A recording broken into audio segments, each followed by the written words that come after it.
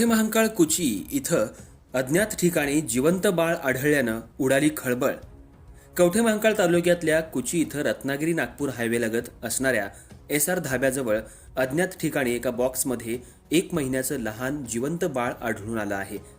ही माहिती 112 क्रमांकावरून कवठेमहांकाळ पोलीस स्टेशनला मिळाली। त्यानुसार या बाळाला कवठेमहांकाळ ग्रामीण रुग्णालय इथं उपचारासाठी पाठवलं असून पुढील तपास कवठेमहांकाळ पोलीस करत आहेत।